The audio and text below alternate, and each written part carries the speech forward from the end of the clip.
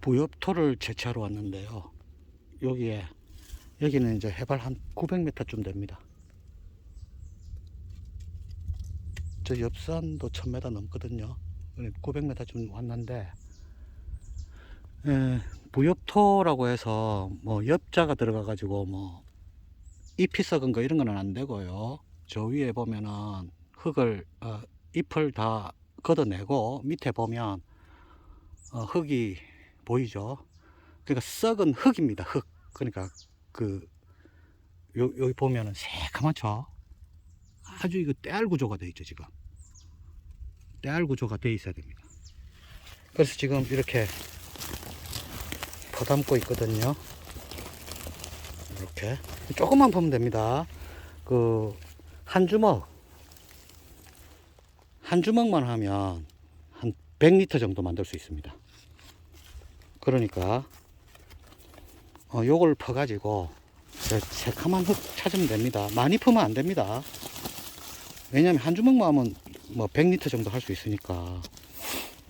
괜히 욕심내 가지고 많이 퍼면 저 어떻게 내려갈 건데, 한 3km 걸어 내려가야 되거든요. 그러니까 엄청 힘듭니다. 그러면 이제 요 속에 수조 종류의 미생물이 살고 있다라는 거죠.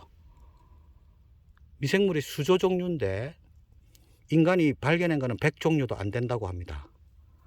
따라서 이제 우리 작물에 병을 주는 그런 박테리아라든지 세균이라든지 이런 게 있을 수 있잖아요. 탄저균이라든지. 그러면 이 수많은 미생물 중에서 이 균들을 잡아먹는 그런 균도 있을 수 있다는 거죠.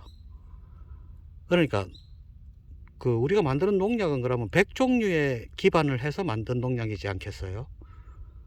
그러면 나머지 많은 건 어떻게 할 겁니까? 따라서 농약 대신에 저는 미생물을 투입합니다. 그럼 예를 들어서 탄저균이 왔다, 고추에. 그럼 이 속에 있는 탄저균을 공격하는 균이 또 있을 수 있겠죠. 그럼 그 균들한테 탄저균을 맡겨보는 거죠. 농약을 안 치니까 이제 균들한테 맡겨보는 겁니다. 그런데 예를 들어서 이 미생물을 배양할 때 나중에 또 찍을 텐데, 미생물을 배양해 가지고 밭에 막 주고 나서 살충제 살균제 줘버리면 어떻게 되는데요? 안 되잖아요. 그러니까 물론 농약도 먹는 미생물도 있을 수 있습니다.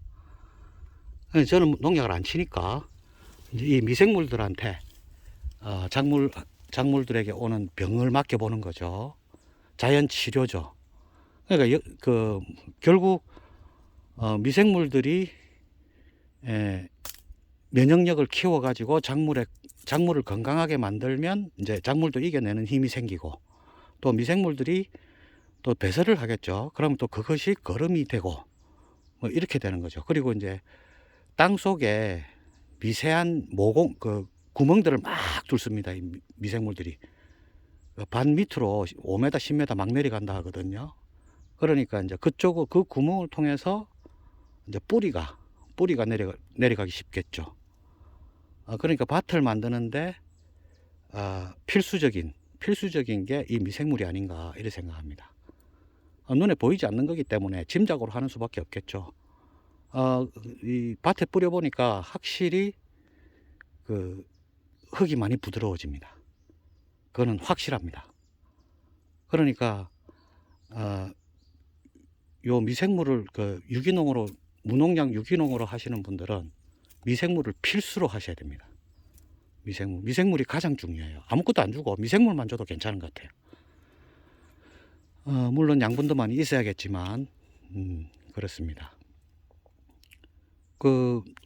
이 농약에 의존하는 것보다 이게 훨씬 더 사람 몸에 더 좋겠죠. 그러니까 정리하면 낙엽 있는 흙이 아니고 낙엽을 걷어내고 밑에 있는 완전 시커먼 썩은 흙, 이게 부엽토입니다. 이걸로 만들어서 밭에 주면 좋습니다. 그리고 시중에 파는 미생물이 있거든요. 그거는 별로 좋지 못합니다. 왜냐하면 미생물의 종류가 얼마 안 돼요. 그런데 여기는 우리 밭의 뒷산이죠. 뒷산. 뒷산이다 보니까 이 지역에 활성화되어 있는 미생물이 여기에 많다는 거죠. 따라서 이걸 배양해서 우리 밭에 주면 활성화가 잘 된다는 거죠. 근데 예를 들어서 네덜란드에서 왔다, 뭐 다른 지방에서 왔다, 그러면 여기에 적응 못할 수도 있잖아요. 그러니까 자기 집 뒷산, 자기 밭이 있는 근처의 산에 가서 부엽토를 구해 가지고 배양을 합니다. 그래 가지고 밭에 투여하면 제일 좋습니다. 괜히 이거 비싸거든요. 이거 미생물 괜히 비싼 돈 주지 말고 등산 가서 좋은 흙이 있으면 퍼 가지고 그래 가지고 배양해서 투입해 보세요. 그게 가장 좋은 미생물 그 투여법입니다.